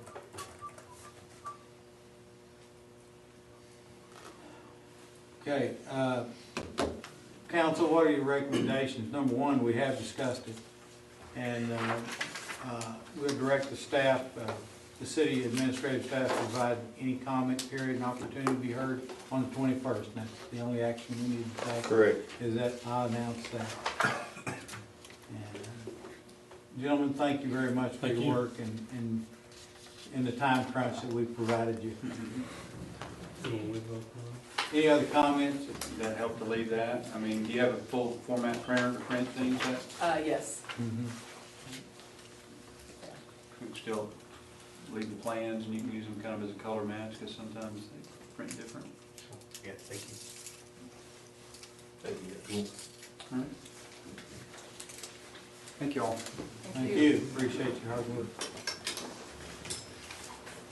Next item, item 9, consider approval of the intermodal agreement with Noble County, the county, Perry's, the Perry Memorial Hospital Authority for the purchase and installation of generator system at the tower location. You all know the tower location is out at the lake. This is an agreement between the city, the county, and the hospital authority. As you read there, the generator system is inoperable. So this purpose of this agreement is to replace and install a new generator system. The cost is probably $9,000.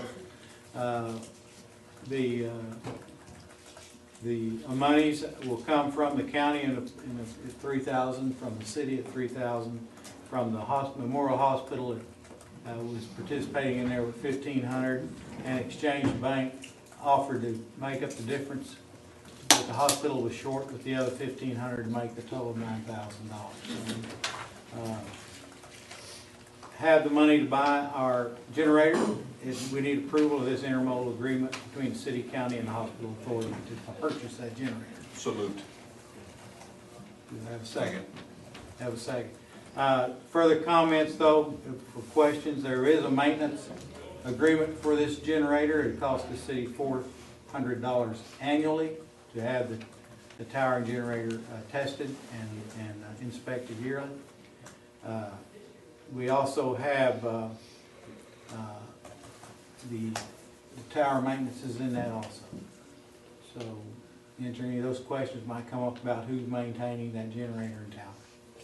What's the purpose of this? Is this to power, like, say, City Hall, the jail, the hospital, the police department, the fire department? This tower is part of the E11 system also, or our old system too. And it's out at the CCC Lake, that tower you see just to the north of the entrance there. And it is just a radio operations tower. The ambulance uses it when they're making runs. The fire department uses it, the police department uses it. And it's for their radio to their vehicles and to the personnel. Is this the one that got hit by lightning? No. Okay. That one was ordered in jail. Yeah, that was a brand new one here from jail. No, I told Mary I feel really bad. It's kind of on her watch, but this hasn't been replaced since 1971. Yeah. So it's due for. And that was one of the questions that came up at the board meeting at the hospital. Who maintains this thing? Are we going to be setting this out there to rot away another, 5 to 10 years? And so that's a question I asked Mary and asked her to come up with an agreement, some type of definite maintenance agreement that we would have to maintain the tower and the generator. And that's where the cost is $400 annually for that. Okay, so what is your pleasure, board? Motion to approve? We already. We have a We got Oh, a motion. that's right, we're going to. Roll call. Sorry. I'm sorry. Stroller. Yes. Down. Yes. Moxley. Yes. Nation. Yes. Wade. Yes. Warner. Yes. Johnson. Yes. Thank you, council. We want to look at the, number 10 is we just talked about this in our Perry Municipal Authority to incur certain indebtedness by its approval of the Master Services Agreement of Amendment Addendums 1 through 4 with Southwestern Bell Telephone Company, providing general provisions, central management of E911 services, a T1 service agreement, database services, network services. What this amounts to is the actual contract between the city and the AT&T. This cost is the same as we've been paying every year, which is there's an upfront cost for to activate the contract, which we paid the last time too, which is $10,000 up front, and then about $4,400 a year for the next 5 years for this agreement with AT&T. And this is the same one we've been running our old 911 system off of, but we'll be running the new E911 system off of this contract, and these are the costs. They're the same as they were before.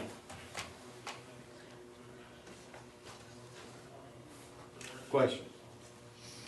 Confusion? Motion to approve. Second. Roll call. Stroller. Yes. Dow. Yes. Moxley. Yes. Nation. Yes. Wade. Yes. Warner. Yes. Johnson. Yes. The E911 system is going to get kicked off. That's great. Item 11. Approve resolution 2014-03 providing that April 14th is Fair Housing Month in the city of Perry.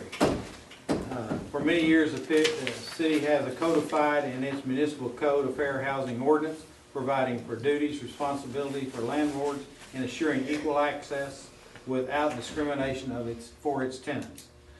As part of the federal grant assurances, the city is required and does promote fair housing. The resolution declares April 2014 as Fair Housing Month in the city of Perry. Resolution 2014-03. Your pleasure, council. I move to approve 2014-03. Have a motion second, roll call. Stroller. Yes. Dow. Yes. Moxley. Nation. Yes. Wade. Yes. Warner. Yes. Johnson. Yes. Item 12, appoint members of the Perry Commercial Park Development Committee. In the background of the information, you were provided the statutes or the policies concerning this. And due to the development of the Perry Commercial Park, it is necessary to convene a development committee to review development to be located in Perry Commercial Park. The covenants provided one member shall be the mayor, one member shall be a member of the governing body, and one member shall be a person actively pursuing economic development, which appointee shall be the chairman. The first member designated by the person to hold office of mayor. No appointee shall be needed. That's me. However, the city council shall appoint a member of the governing body to second membership seat who will hold the position as long as such person continues to be a mayor of the city or member of the city council or until another member appointment is made. The city council shall also appoint an economic development person who will continue on the committee until a replacement of subsequent appointments. In this covenant, the recommendations that are going to be made tonight, as mayor, I've decided, or as acting mayor, I've decided that one, the mayor will be on this committee, be chair of this committee, that the city manager will be on this committee, and that Bill Streller will be on this committee. I'm asking for your approval. Also, this says an economic person. Who would that be? Is that a paid person? That's Mary. Oh, that is. Okay. You are paid. She's the one chasing economic development. Those three persons are Sometimes my it's chasing recommendation. me. No, it says you have to pursue it, that's what it says. So if it's chasing you, you're not working hard enough. Okay. Well, I just laughed them, you know. Yeah. You need a motion to approve? Yes. I make a motion to approve. Second. Motion is second. Roll call, Dick. Stroman, Yes. Dowd, Yes. Moxley, Yes. Nation, No, I'm just kidding, yes. Wade, Yes. Warner, Yes. Johnson. Yes. And one just final, just tidbit is that ABI also has a seat on the development committee as well. So, and we've been communicating with them, so they have the heads up that they're, we'll be having to have a meeting of the development committee and so that they can participate, So it's basically a 4-seat board, is that it? generally. The- They've been on ever since they developed the property out there, Anheuser-Busch, who we're talking about, ever since they developed that property. That was part of the agreement. It's in the protected covenants Yes. too. Okay, item 13, or unless there's any other questions on 12. Comments?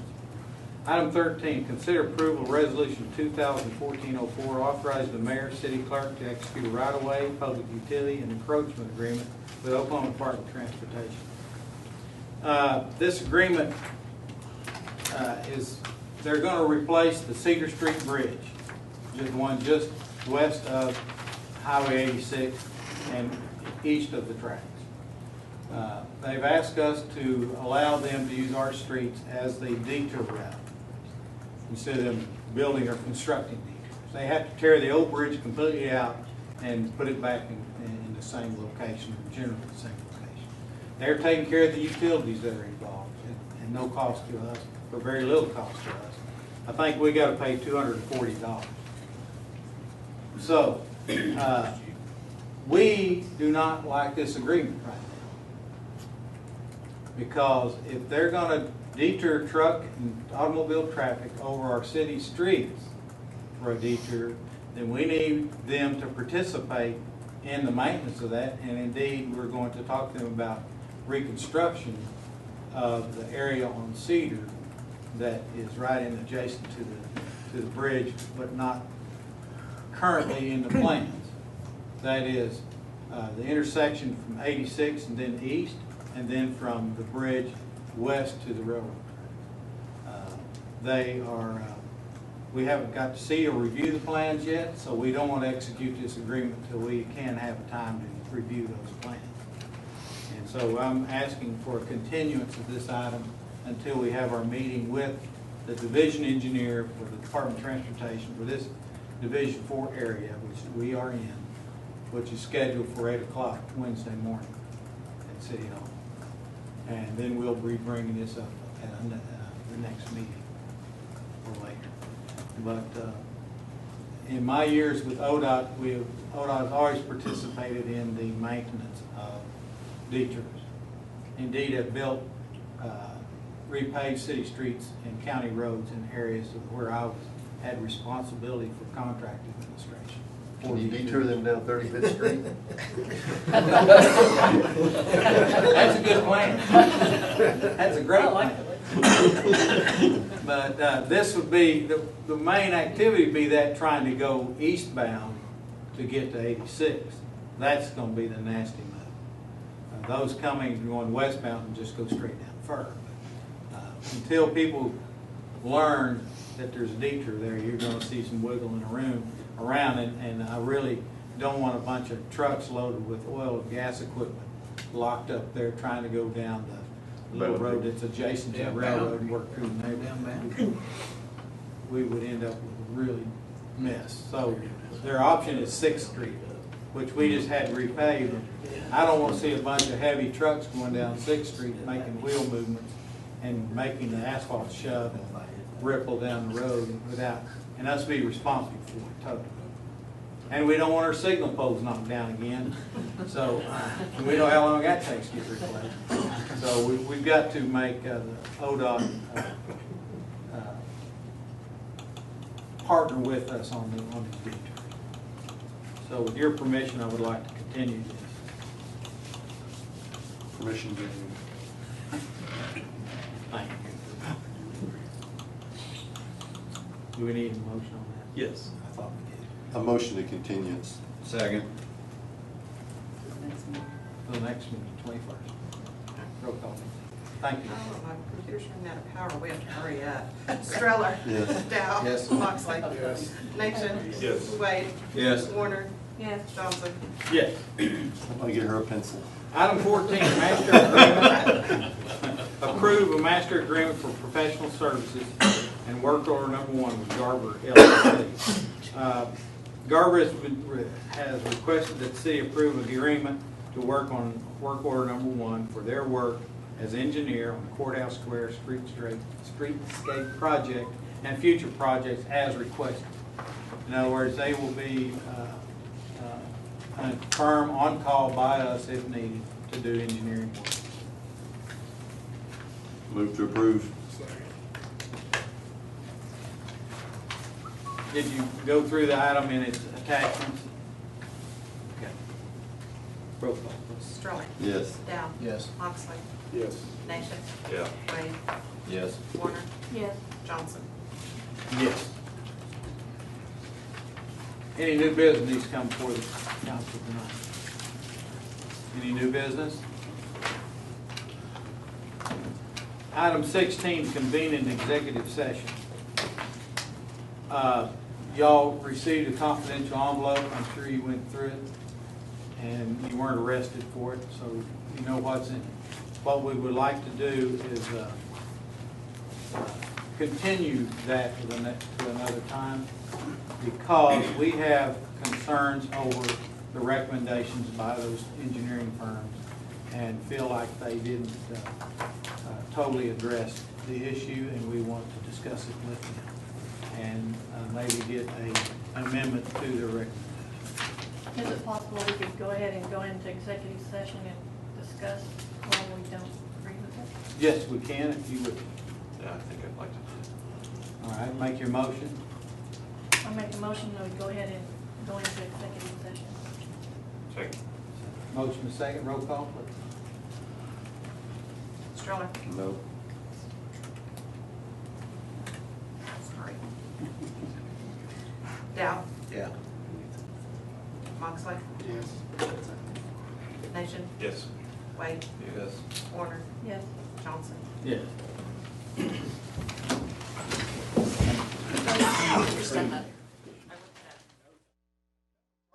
Yeah, the volume's not working. What's the deal? Okay, motion. Move to reconvene.